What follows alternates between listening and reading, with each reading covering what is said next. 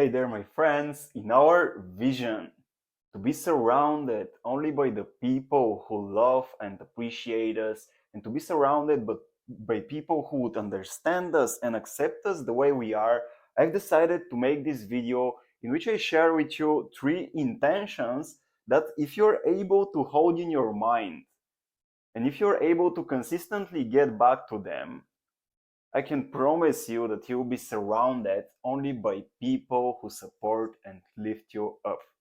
So, hey there, welcome. I'm Daniel, and if you don't know about me, I'm on a mission to help as many empaths as possible connect to their true gifts, as many seekers also, empaths and seekers as possible, connect to their true gifts, awaken to their unique individuality in life, and then surround themselves only by by the people in their life who support and lift them up.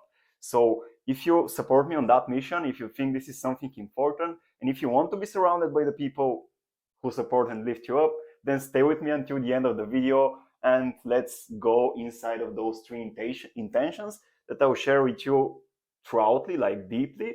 And then it's my hope at least that you try them in your life to see some results.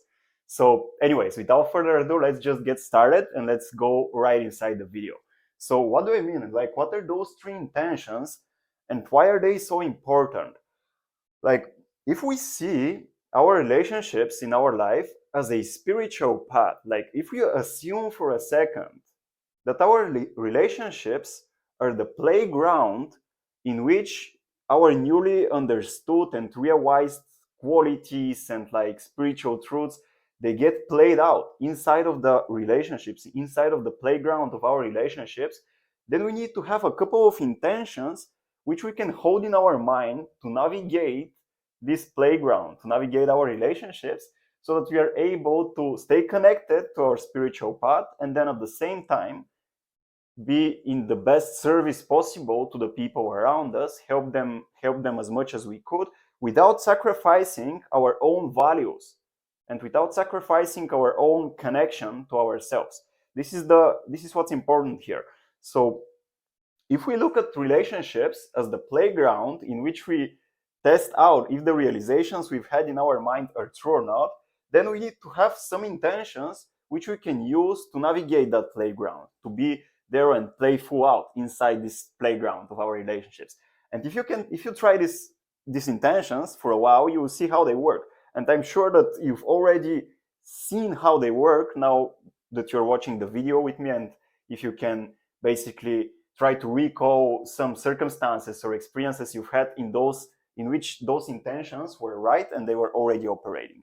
So the first intention, the first intention is what is basically that relationships are always there to reflect our shadows and our limiting beliefs, our unconscious shadows and limiting beliefs back to us.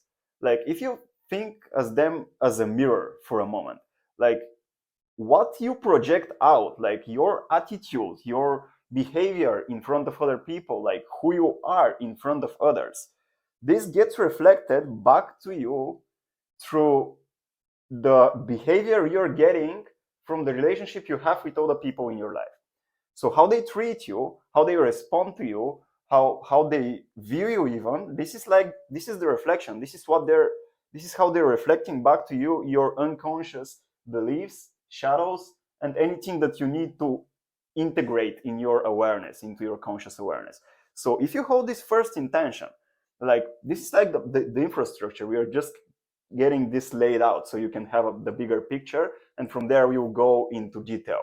So if this is the case, like if it's the case that people generally reflect to us what we are not conscious of, what we are projecting to the world, the others reflect it back to us. If this is the case, then we need to have an intention, to use that intention to be able to work with the reflections we are getting from others as intelligent as possible, as efficiently as possible. And what is the intention and how it operates basically? Well, think about think think of it like that. Whenever you get triggered, like whenever something in some attitude that another person has towards you moves you out of balance, triggers you, makes you feel frustrated, makes you feel angry, makes you feel afraid, or whatever, then this happens because this person in front of you is reflecting back to your awareness something that you need to integrate, some belief system that is already outdated and you need to let go of, and then let it integrate back into your awareness, let it evolve basically. So it's your responsibility whenever you get triggered, using this intention, this first intention, that others are a reflection of my shadows and of my limiting beliefs. This is what happens. Whenever I experience a negative emotion related to somebody else in my life, the reason it happens is because this person is reflecting back to me something that I need to learn from him, about myself. So it's like, can you see now how these relationships operate like, yeah, like mirror reflections generally. We are giving each other reflections, and even me, for example, right now, in your case, I'm giving you a reflection of something that you might have to learn or something that you need to integrate with you. So this is what happens all the time. Like, this is what happens in the dynamics of each of our relationships we are having. And it's important for us to, if we support this vision to be the best version of ourselves and to be connected to our authenticity and like passion in life, then it's our responsibility to be able to learn from those reflections. So technically, how that happens? Well, every time you get triggered, every time you don't feel well because somebody else did something to you, it's time for you to ask yourself to stop for a moment, like to recognize that you're here, you're awake, there is some energy flowing through you, like you're here, you're present. And with that awareness, start investigating, why did I get triggered? Like, what is this person trying to teach me? What is he reflecting about me? What is he letting me know that I have forgotten about myself? What is he reflecting? Maybe there is some unconscious behavior pattern that is already out of alignment for me that I need to integrate. So maybe this person is reflecting that to me, but how specifically? Like, what? And here you have one question which is really strong, and I would love it, and I would really love it actually if you put it in your toolkit and you start using it in your relationship whenever you get triggered. So the question is, it's basically, what would I have to believe is true about myself in relationship to this other person to be having this kind of experience? Like, how do I have to perceive myself to react emotionally to what happened to this circumstance? And this question, if you ask it like honestly and intentionally to your feelings, not to your mind, because your mind doesn't know a lot, like it's limited, it acts in a limiting paradigm. But if you ask this question to the feeling in your body that got triggered, then what happens is you are able to learn from the reflection that the other person has given you through the emotion that he made you feel, which is your guidance, which is your basically compass to getting back into alignment with yourself. And this is basically how you understand, or like how you get to know your limiting beliefs, by asking these questions. By asking this question, what do I have to believe is true to be having this kind of experience? Essentially, this is the one question that you need to ask yourself consistently, over and over and over again, every time you get triggered in your relationships. Because the more you ask it, the more you are able to get to know yourself better, to get your unconsciousness better, to like put it in conscious awareness, to like fill it with light again, to be able to understand exactly what triggers you, like what points of view you hold in your mind, in your unconscious mind. What are those beliefs you still harbor that are out of alignment already, but maybe they have served you somehow? And if you ask yourself this question consistently, then you'll be able to understand that. Like, you'll be able to understand each of those little beliefs that get triggered, and you'll be able to work with them one by one and let them go, to again open yourself for the opportunity to experience something else on the place that gets like released, on the place that is now free, because you're not suffocating it with your limiting belief. And then this brings an opportunity, like it brings a potential for this relationship to be experienced in a different way, in a like more holistic way, in a more loving way, in a more kindful, kind, loving, uplifting, supportive way. But if you don't consistently get to know your limiting beliefs over and over and over again and integrate them back into your awareness, then what happens is that, of course, you will be surrounded by conflict, and you will be surrounded by people you don't like and people you can't trust and people you can't make deep connections with, because you're not learning from the relationships.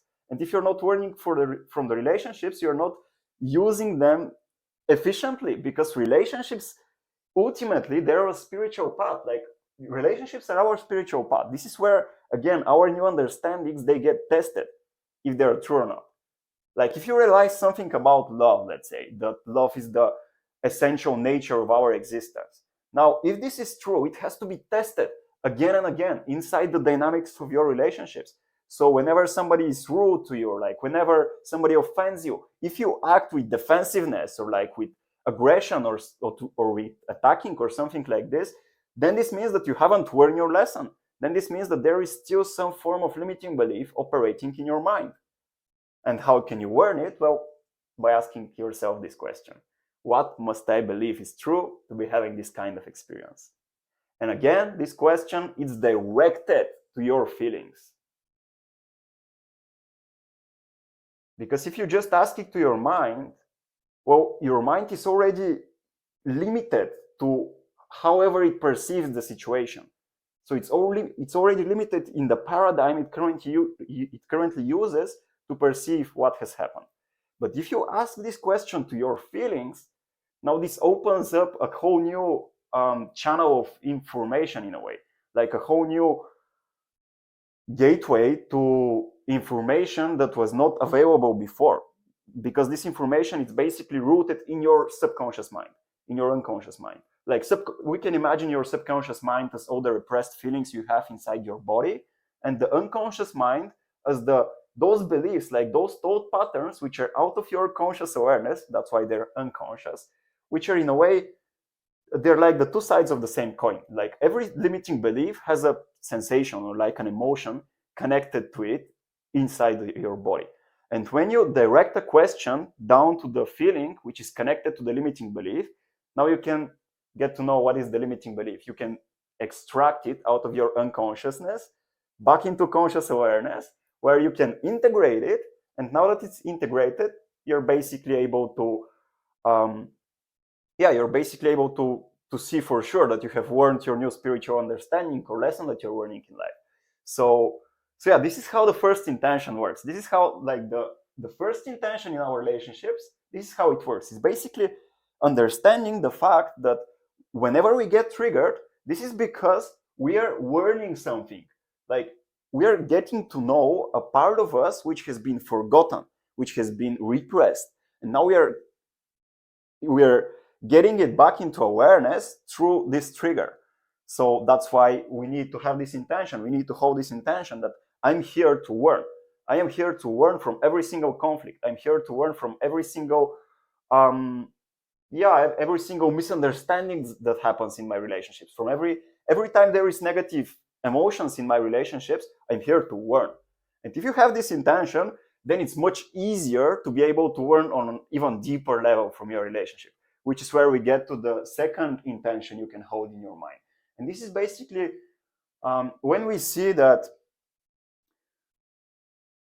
like, for example, in the cases you become attached to some person, like when you had a romantic relationship with somebody and you're still attached to that person from the romantic relationship. The reason you are attached is because this person has reflecting to you some parts of your forgotten authenticity, or like some quality traits, some values that you have forgotten about yourself, which are like really meaningful, like higher self values, which your human life is still not aligned to.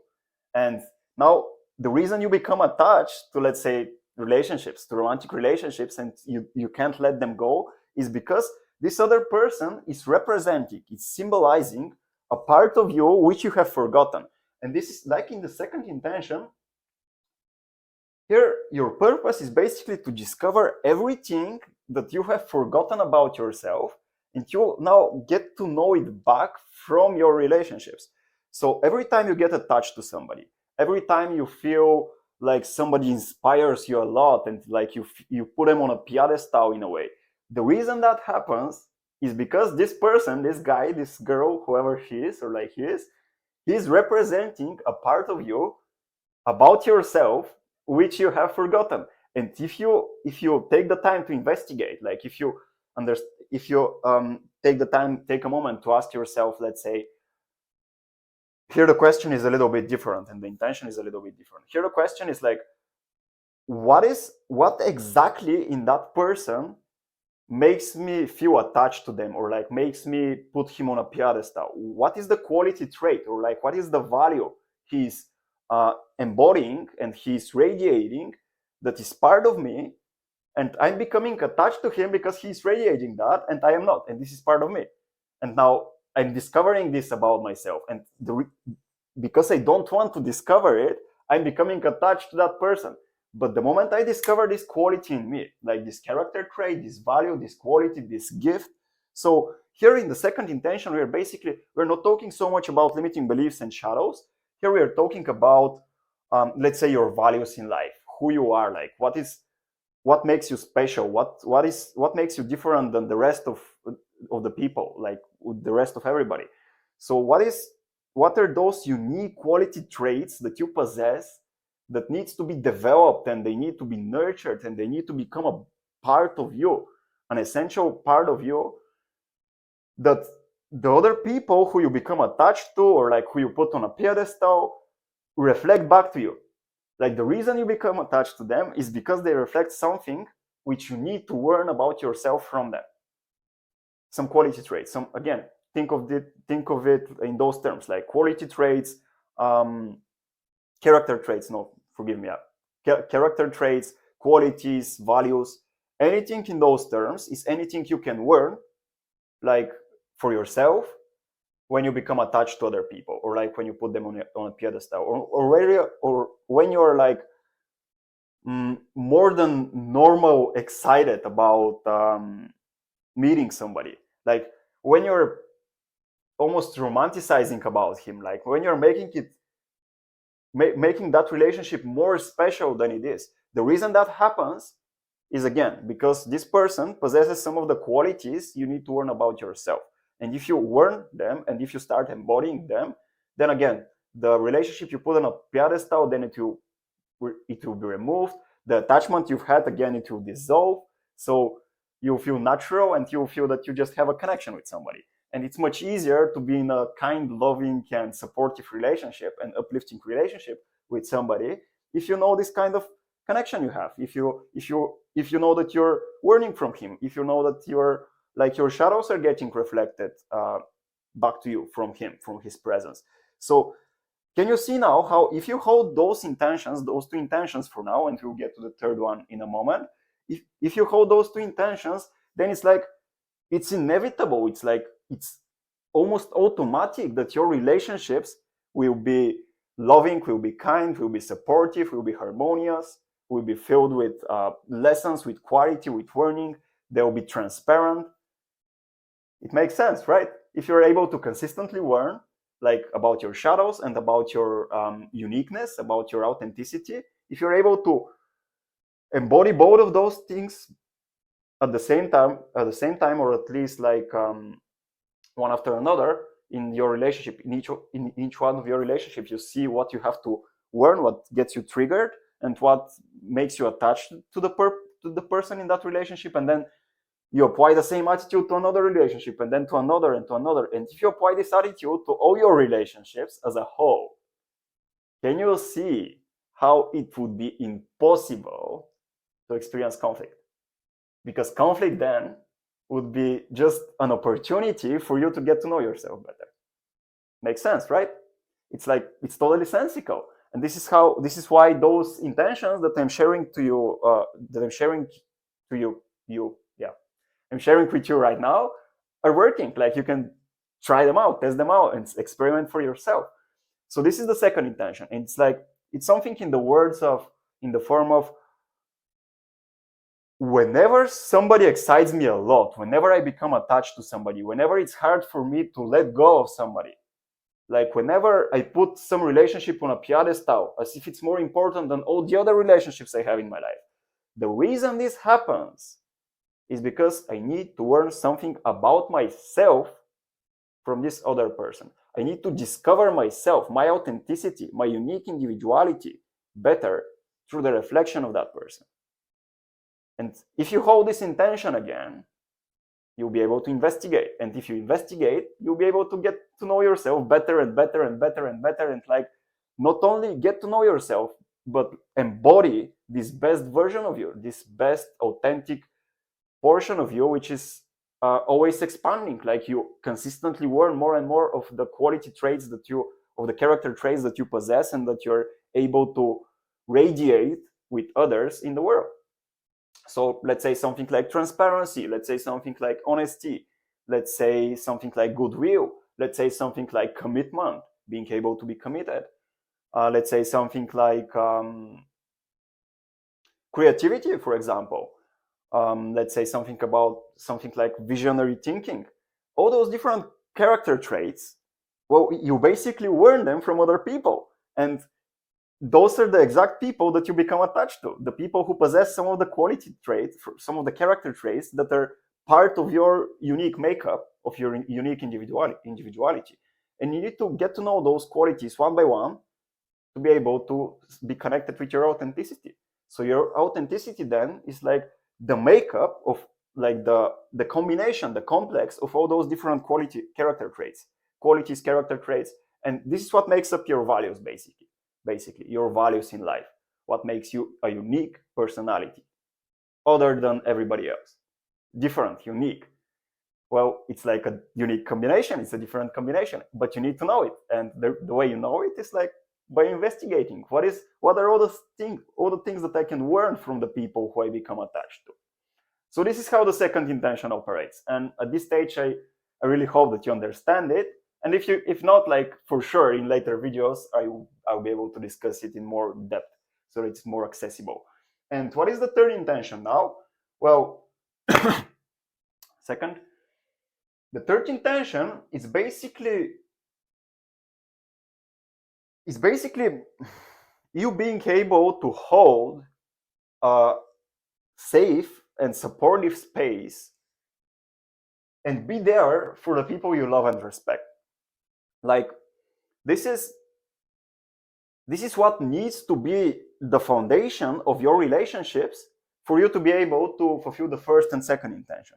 So this third one, it's almost like it's the ground. It's the ground. It has to be the ground of your relationship. It has to be there as the ground for you to be able to consistently learn about your shadows and limiting beliefs, and consistently discover forgotten values, qualities, and gifts about your individuality, unique individuality. So this third one, it's almost like it's natural. It's like it has to be there. This is the space you hold, the space that you first learn to hold for yourself whenever you're learning or whenever you're discovering something, and later you're able to hold that space for others. Because then again, this becomes something natural in your relationships. It can be reflected, like those three intentions, they can be reflected in all your relationships, like friendships, let's say more professional relationships, career relationships related to work, romantic relationships, family relationships, business relationships, like whatever types of relationships there are in your life. With time, what happens is you naturally are able to hold a safe space, a safe and supportive and uplifting space for others to be able to learn about themselves through your reflection. Because again, if we look at life really objectively, how would you know who you are without the help of others? And here I'm talking more about in the expressive way. Like, how would you know in expressive terms? Like, how would you know what is your authenticity if it wasn't for the help of others?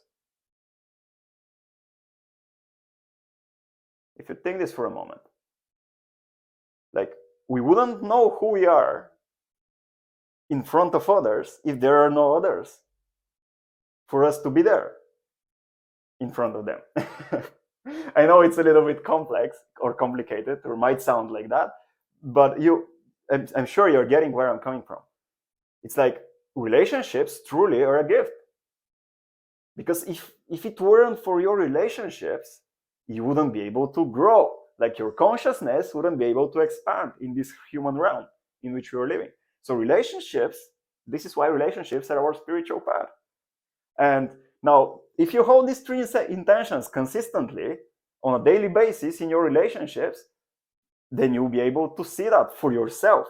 Like you don't have to trust me. You'll be able to see that for yourself, that your relationships are your spiritual path. And through them, you're getting to know yourself better. At least your expressive nature. Because then if you look at the depth of who we are, of course, this is like just empty space, presence, awareness. Empty of everything, empty of all form. But in the human world, in the human domain, like there is something about us which makes us unique. We have this unique individuality. And this individuality, we learn what it is through the reflection of others. And with those intentions in mind, we can consistently be able to stay connected with that individuality inside of your relationships. So yeah, it's like a really practical way of understanding relationships and like connecting them to your spiritual path. Because I know for a lot of people who have just experienced their awakening and this is something new for them, and like yeah, it's they've just started having these unique, great realizations about themselves, about the nature of reality, about where we are in the world and in our evolution as consciousness, and so on and so forth. So having all those realizations, if this is something new for you, I know it can be a little bit like you can become a little bit isolated from the other people who, let's say, are with a more surface level understanding of life. Nothing wrong with that, for sure. It's like it's completely natural and normal, but it can be a little frustrating and you can feel a little bit alone or like misunderstood if you've just experienced your awakening recently and now you're trying to integrate that or embody that in your relationships. But again, my friend, if you hold those intentions, if you just think about them for a second or like contemplate about them for a while and start holding them inside of your relationships every time you meet somebody, you know, you're either holding this or like holding this intention. You're either here to learn something about your shadow or about your limiting beliefs that you're just getting to know or like you're just releasing, or either you're discovering something new about yourself from the reflection of the other, or like you're just there for them to hold a safe space for him to be able to do that. Basically, the third intention is like it's the combination of both of these two, but for the others. Like you're here to learn how to hold a safe space for others to get connected to themselves and to get to know their shadows, let it go, like integrate it back into awareness, and to discover some of the qualities, the authentic qualities that are part of their unique makeup, unique individuality in life. So yeah, this is what the third intention is all about. And essentially, like if we have to just sum up everything that I shared in this video, because my intention for this video was to share with you those three intentions you can use in your relationships, again, with the purpose to be surrounded only by people who support and lift you up. Because I can promise you, if you hold those three intentions in a matter of, let's say, months or a year, depending on how intensely you're working with them, this will be the case. You will be surrounded only by people who support and lift you up. So it's only a matter of time if you start working with those intentions. And if we have to sum up everything, so we can basically see that with the first intention, we are trying to understand who we are not. I want to know who I am not. I want to remember or like recall all those beliefs that I have inherited from society, from my parents, from my teachers in life, that are not authentic, that are not in alignment with my unique individuality, with my authenticity. And I want to let them go, give them back, like give them back to the people I've learned them from. So I'm basically essentially understanding who I am not. I am definitely not my limiting beliefs. That's for sure. I can promise you that. And I can promise that for you too. With the second intention, you're basically understanding who you truly are. Like, what is the unique makeup of your authenticity, of your individuality? What are your values in life? What is your true meaning? What is your true compass, like your true path in life? What is essentially yours? What feels like you? what is yeah what is what are the quality or the character traits that if you are able to embody all of them, you would feel just like you, like just as if you're on the right place in the right time with the right people in the right environment. What are those quality traits that if you embody would feel like you? Well, this is basically what you understand, what you learn, what you discover from the second intention. And then the third one is basically just aligning with presence, essentially. If I have to sum up everything, the third one is just aligning with the qualities of presence, which is natural acceptance, already being present here now. Everything is accepted. Even before you accept or reject anything, it's already accepted by the nature of reality. So this third intention about holding space is basically aligning with presence awareness. So yeah, aligning with presence means everything is already accepted. Everything exists here now already. It's not a matter of like we removing something out of reality. It's like it is already there. You cannot add it or remove it. It's already there. You can just choose to experience it or not to experience it, which is another topic for maybe another time, like how that operates in relationships. This is what I mean for another topic. But yeah, for now, I just wanted to share all those three intentions and like how to use them. So my friend, just again, to sum up everything, remember, anytime you get triggered because there is something you need to learn about yourself from what triggered you in the other. Anytime you become attached to somebody else or like you put it on a pedestal, this means that you're here to discover something about your individuality that have been forgotten or lost in the past. You're here to reawaken to it again. And every time somebody else gets triggered and like has a real intention to work with that, you're here to just hold the space, to just be there, to just be as presence, as ever accepting, already accepting presence, awareness. So whatever that person is going through, whatever he shares with you, whatever he's experiencing, it's not your job to judge it. Like it's already accepted. So just to hold this space for him, so that he can fulfill the second and the first intention. And if you align to all these intentions in your relationships, again, it's natural that you'll be surrounded only by people who support and lift you up. And this is my wish for all of you, my friends, and for everybody who's listening. This was everything I wanted to share. This is basically the first essential video, part of the group that you're in, or like you'll be in the recent future, in the near future. Yeah, in the near future. So thank you so much for watching. There will be 2 more videos in which we will discuss, we will talk more about limiting beliefs. We will talk more about, specifically how to work with everything, all the big picture thing that I've shared in this video, specifically how to work with that. So we'll talk about limiting beliefs and about visions. This is the 2 things we'll talk about in the next, and the purpose of our emotions, essentially, in the next videos that you will see from me. Thank you again for watching. Thank you for being with me. I hope this video was useful to you. And if that's the case, comment down below for sure. Let me know how you felt. If you learned something, if you were able to remember or recall something, or anything, it would be like, I would love it if you just communicate with me through this video. Thank you again for watching and talk to you soon. Bye bye. Love you.